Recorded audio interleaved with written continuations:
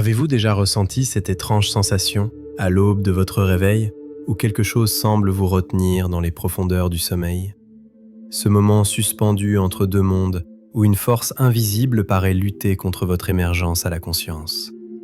Et si ce n'était pas simplement une curiosité neurologique, mais le signe d'une bataille cosmique dont vous êtes le centre silencieux? Nous avons toujours considéré nos rêves comme des créations de notre esprit, des fantasmes sans conséquence flottant dans l'océan de notre inconscient. Mais que se passerait-il si la vérité était inversée, si ce que nous appelons éveil était en réalité une forme d'oubli et que nos derniers instants de sommeil représentaient une proximité dangereuse avec une vérité que certaines forces préfèrent nous voir ignorer?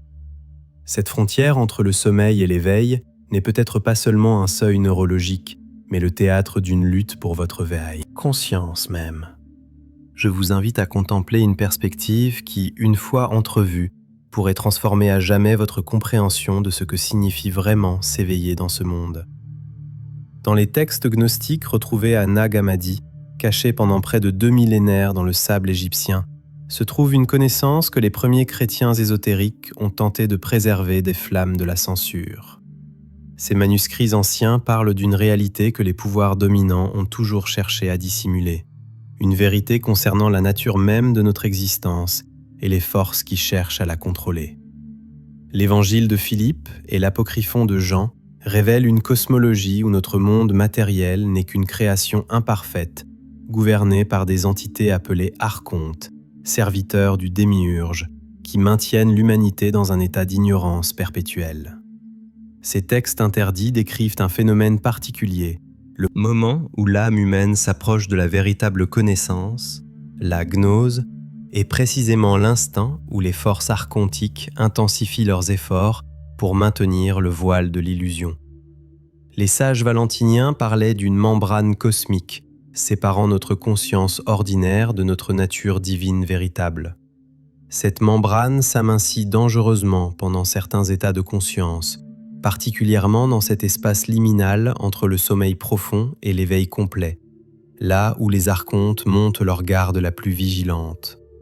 Si vous ressentez une résonance avec ces paroles, si quelque chose en vous reconnaît cette vérité oubliée comme un souvenir lointain qui refait surface, alors vous faites partie de ceux qui commencent à se souvenir. Ce chemin de connaissance n'a jamais été destiné aux masses, mais à ceux qui portent en eux l'étincelle divine, capable de reconnaître sa propre lumière, reflétée dans ces vérités anciennes. Notre espace est un sanctuaire pour ceux qui osent regarder au-delà du voile, pour ceux qui sentent que quelque chose d'essentiel leur a été caché. Rejoignez-nous dans cette exploration des mystères que l'âme connaît, mais que l'esprit a oubliés. Abonnez-vous à ce canal non pas comme un simple geste numérique, mais comme un acte symbolique de reconnaissance, une déclaration silencieuse que vous êtes prêt à vous souvenir de qui vous êtes vraiment, au-delà des limitations imposées par les architectes de cette réalité. Pour comprendre pleinement pourquoi les archontes intensifient leurs attaques juste avant votre réveil, nous devons explorer la cosmologie gnostique dans sa profondeur. Selon ces enseignements, notre univers matériel n'est pas la création d'un Dieu parfait et bienveillant, mais l'œuvre imparfaite d'une entité appelée le démiurge, Yaldabaoth dans certains textes, qui créa le monde physique dans un acte d'ignorance et d'orgueil. Né de Sophia, la sagesse divine, qui s'aventura seul hors du plérum, la plénitude divine. Ce démiurge ignorait l'existence des royaumes supérieurs et se proclama le seul Dieu véritable. Pour maintenir cette illusion de divinité suprême, le démiurge créa des serviteurs, les archontes, dont la fonction principale est de préserver l'ignorance humaine. Ces entités ne sont pas simplement des démons extérieurs, mais des forces qui opèrent à travers les structures mêmes de notre réalité et de notre conscience. Dans le livre secret de Jean, ils sont décrits comme ayant créé l'homme psychique à leur image, tout en emprisonnant en lui une étincelle de lumière divine, volée au royaume supérieur. Cette étincelle divine, notre véritable essence, représente une menace existentielle pour l'ordre archontique. Car si les humains venaient à se souvenir complètement de leur nature divine, le pouvoir des archontes s'effondrerait instantanément. C'est pourquoi ils ont établi ce que les gnostiques appelaient Heimarmen, le destin ou la loi cosmique, un système de contrôle qui maintient l'âme humaine dans un cycle perpétuel d'incarnation et d'oubli. Les archontes opèrent principalement à travers l'ignorance et l'illusion. Ils ne peuvent pas créer, seulement imiter et déformer. Ils ne peuvent pas détruire l'étincelle divine en vous, mais ils peuvent l'obscurcir, la distraire, l'endormir. Leur pouvoir réside dans notre oubli, et c'est précisément pendant le sommeil que notre conscience échappe partiellement à leurs limitations. Dans cet état, l'âme voyage au-delà des confins de la réalité matérielle, se rapprochant de sa source divine. Le moment du réveil représente donc une frontière critique, l'instant où l'âme, revenant de ses voyages nocturnes chargés de souvenirs divins et de connaissances supérieures, doit se réintégrer dans le corps physique et la conscience ordinaire. C'est à ce moment précis, cet espace liminal entre les mondes, que les archontes intensifient leur présence et leur manipulation. Car si ces souvenirs de notre nature véritable traversaient intact le seuil de la conscience éveillée, leur emprise sur notre perception de la réalité serait irrémédiablement compromise. Cette bataille cosmique pour votre conscience n'est pas une métaphore abstraite. Elle se joue chaque matin dans les instants qui précèdent votre réveil complet. Ce que nous percevons comme paralysie du sommeil, rêves angoissants ou cette étrange résistance à ouvrir les yeux pourrait être la manifestation directe de cette lutte archontique pour maintenir le voile de l'oubli. Mais qu'est-ce que ces archontes en termes contemporains? Allons au-delà du mythe pour comprendre leur nature psychologique profonde. Ces entités, décrites dans les textes gnostiques avec des attributs zoomorphiques ou des formes étranges, peuvent être interprétées comme des structures de conscience qui maintiennent notre perception limitée de la réalité. Les archontes ne sont pas tant des êtres extérieurs que des modèles intériorisés de perception et de cognition, des filtres qui déterminent ce que nous pouvons ou ne pouvons pas percevoir. En termes psychologiques modernes, ils représentent nos conditionnements, nos croyances limitantes, nos identifications à l'ego, tout ce qui nous maintient dans un état de séparation et d'aliénation de notre nature essentielle. Ils sont les architectes de ce que Jung appelait la persona, ce masque social que nous confondons avec notre identité véritable. Chaque fois que nous nous identifions exclusivement à notre corps, nos pensées, nos émotions, notre histoire personnelle ou nos rôles sociaux, nous renforçons le pouvoir archontique sur notre conscience. L'attaque archontique avant le réveil peut donc être comprise comme la résistance du système égo face à l'émergence potentielle d'une conscience plus vaste. Pendant le sommeil profond, particulièrement pendant les phases de sommeil paradoxal, notre identification habituelle à l'ego se relâche. Nous accédons à des dimensions de conscience normalement inaccessibles dans l'état de veille ordinaire, des états où l'étincelle divine en nous brille plus librement. Le moment du réveil représente une transition critique où cette conscience élargie doit se réintégrer dans les structures limitantes de l'ego. C'est précisément à cet instant que les mécanismes de défense de l'ego, les archontes psychologiques, s'activent avec le plus de force pour assurer que nous ne ramenions pas cette connaissance libératrice dans notre conscience ordinaire. Cette interprétation ne diminue pas la réalité des archontes, elle la rend simplement plus immédiate, plus intime. Car qu'est-ce qui pourrait être plus réel que les forces qui structurent notre perception même de la réalité? Ces gardiens du seuil ne sont pas quelque part là-bas, dans un royaume mythique. Ils opèrent à travers nos propres structures mentales, nos habitudes perceptives, nos attachements et nos peurs. La véritable prison n'est donc pas le monde matériel en soi, mais la lentille à travers laquelle nous le percevons. Une lentille façonnée par des forces dont nous avons oublié l'existence même. Notre libération ne vient pas d'échapper au monde, mais de transformer radicalement notre façon de le percevoir et d'y exister. Si cette exploration résonne en vous, si vous sentez une reconnaissance intérieure de ces vérités, comme si vous vous souveniez de quelque chose de longtemps oublié, plutôt que d'apprendre quelque chose de nouveau, alors l'étincelle divine en vous est en train de s'éveiller à sa propre nature. Cette reconnaissance est précieuse dans un monde conçu pour vous faire oublier. Manifestez cette résonance en laissant une trace de votre présence consciente, non pas comme un simple acte mécanique, mais comme une déclaration d'intention. Chaque geste d'approbation envers ces vérités représente une fissure dans le système archontique, une affirmation que vous commencez à voir au-delà de l'illusion. Ces petits actes de reconnaissance mutuelle créent un champ de résonance qui renforce notre capacité collective à maintenir la conscience éveillée face aux forces de l'oubli. Comme l'enseignait l'évangile de Philippe, la vérité ne vint pas nue dans le monde, mais elle vint en type et image. On ne la recevra pas autrement. Comment cette connaissance transforme-t-elle votre expérience quotidienne ? Observez votre propre processus de réveil demain matin. Remarquez cette résistance subtile, cette hésitation à quitter complètement le monde du rêve. Sentez-vous cette force qui semble vous tirer vers le bas, vous incitant à rester dans l'inconscience quelques minutes de plus?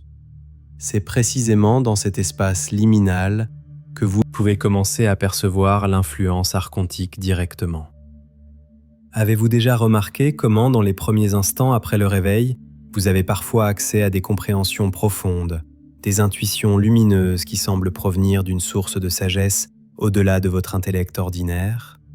Et comment ces insights tendent à s'estomper rapidement à mesure que vous vous engagez dans les routines quotidiennes?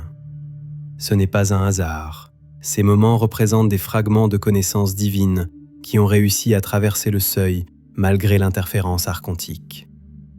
Votre vie quotidienne elle-même est structurée pour renforcer l'amnésie spirituelle. Les préoccupations constantes, le bombardement d'informations, les distractions numériques, les inquiétudes matérielles, tout cela fonctionne comme un système sophistiqué pour maintenir votre attention captive et fragmentée. Quand avez-vous pris le temps de simplement être, sans faire, consommer, sans produire? Ces rares moments de présence pure sont des fissures dans la matrice archontique. La peur elle-même est peut-être l'outil archontique le plus puissant. Remarquez comment l'anxiété contracte votre conscience, rétrécit votre perception, vous ramène à un état d'identification avec le corps et l'ego. Dans cet état contracté, l'étincelle divine en vous est réduite à une lueur à peine perceptible. À l'inverse, les moments d'amour inconditionnel, de compassion authentique ou d'émerveillement pur créent une expansion où votre conscience transcende ses limitations habituelles. C'est pourquoi ces états représentent une menace pour l'ordre archontique. Votre corps lui-même porte les traces de cette bataille cosmique. La fatigue chronique inexpliquée, les tensions musculaires persistantes, les troubles du sommeil.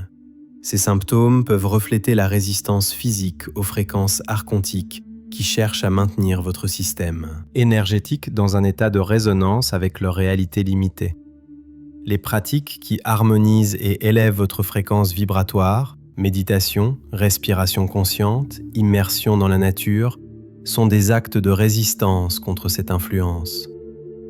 Observez également comment votre mental réagit en ce moment même à ces informations. Sentez-vous une résistance intérieure, un désir de rejeter ces concepts comme de simples fantasmes ou superstitions? Cette réaction immédiate de rejet n'est pas nécessairement votre propre discernement à l'œuvre, mais potentiellement un mécanisme de défense archontique intégré dans vos structures mentales pour protéger leur emprise sur votre perception. La véritable libération commence par cette simple reconnaissance. Ces forces existent et influencent votre conscience. Cette prise de conscience elle-même crée déjà une distance, un espace entre votre essence et leur influence. Comme le disait le Christ gnostique dans l'évangile de Thomas, « Si vous faites émerger ce qui est en vous, ce que vous ferez émerger vous sauvera.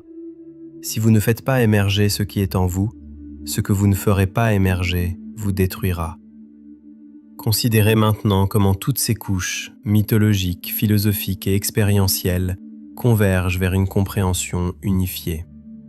L'attaque archontique avant le réveil n'est ni une simple métaphore poétique, ni un phénomène purement psychologique, ni exclusivement une réalité métaphysique.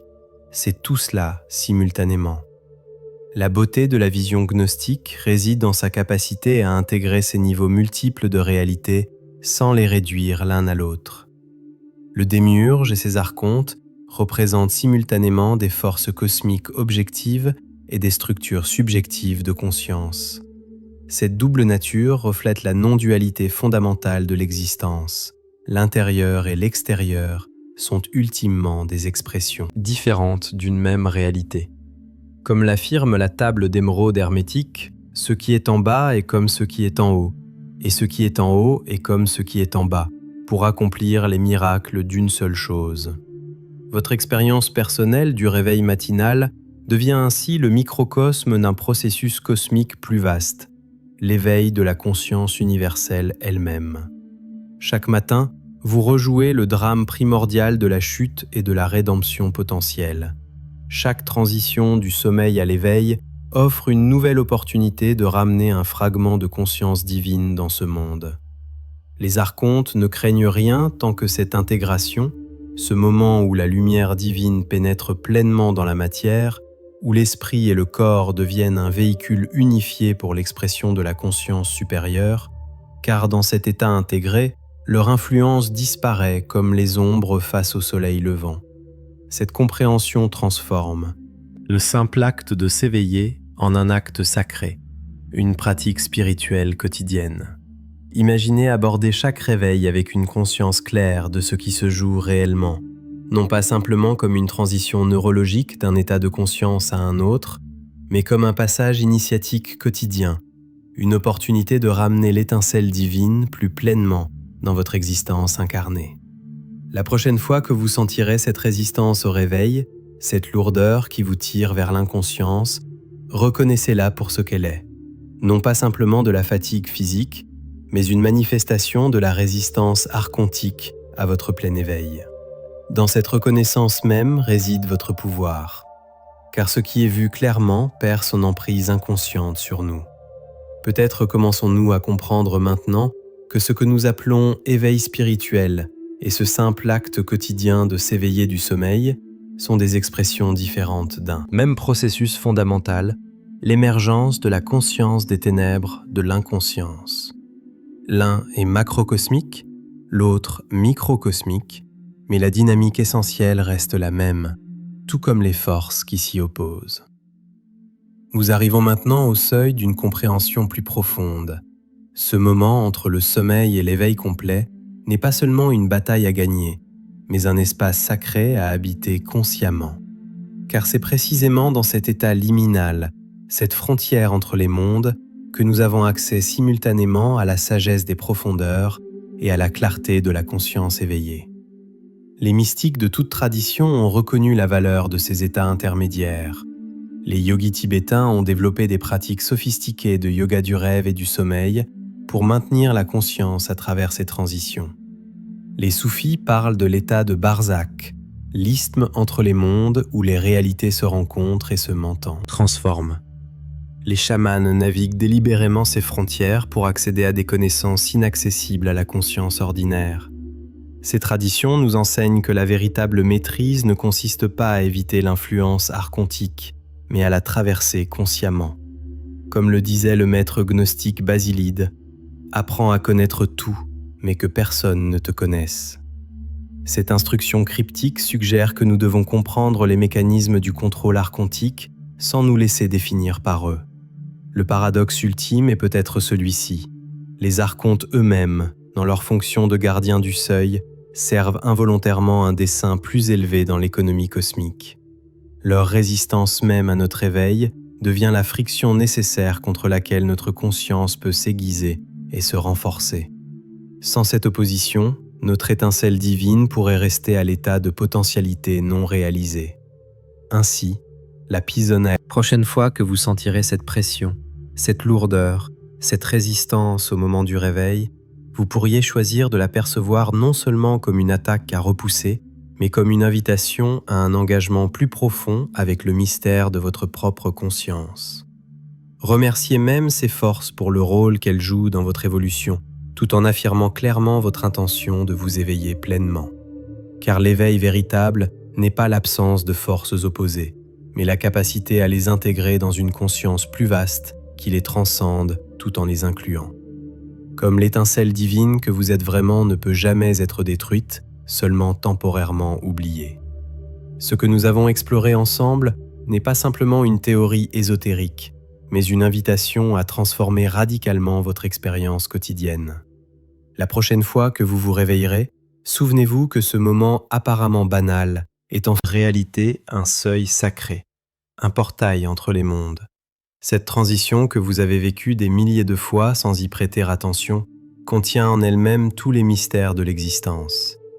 Avez-vous déjà remarqué que les grandes traditions spirituelles parlent de notre condition ordinaire comme d'un sommeil, que le Bouddha signifie littéralement l'éveillé, que le Christ exhorte constamment ses disciples à rester réveillés et à veiller?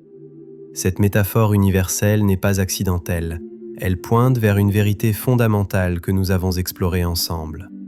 Peut-être que le paradoxe que nous avons rencontré au début de notre exploration se résout maintenant dans une compréhension plus profonde. Ce n'est pas que l'éveil soit une illusion, mais que ce que nous appelons habituellement être éveillé est en réalité un état de sommeil plus subtil, un rêve lucide que nous confondons avec l'éveil véritable. Et ces forces que nous avons, nommées archontes, sont simplement les gardiens qui maintiennent la cohérence de ce rêve collectif.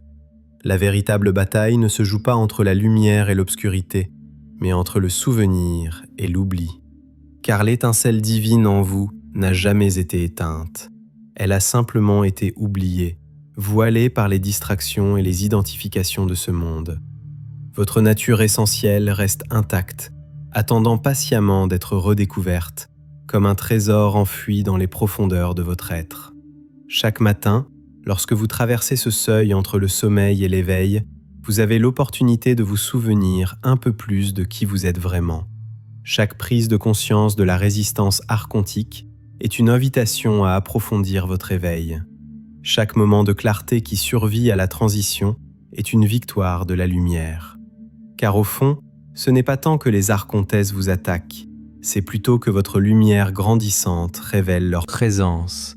Comme le soleil levant ne combat pas l'obscurité, mais simplement la révèle pour ce qu'elle est, l'absence temporaire de lumière. Je vous laisse avec une question qui pourrait accompagner votre prochain réveil. Que cherchez-vous réellement à ramener des profondeurs de votre sommeil? Quelle sagesse, quelle connaissance, quelle partie de vous-même attend d'être intégrée dans votre conscience éveillée? Si cette exploration a touché quelque chose de profond en vous, partagez un mot dans les commentaires qui capture l'essence de ce que vous avez ressenti ou compris.